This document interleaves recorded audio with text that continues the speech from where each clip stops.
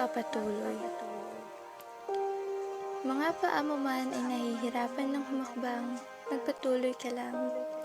Sapagkat sa likod ng iyong mga pag-iyak, pagkabigo at paghihirap, mga panalangin mo ay iyong matatanggap. Kahit matalisod ka man, magpatuloy ka lang.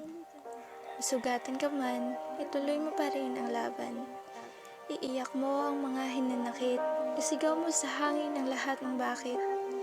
Laging tandaan, Diyos ay laging nariyan, ikaw ay kanyang aalalayan.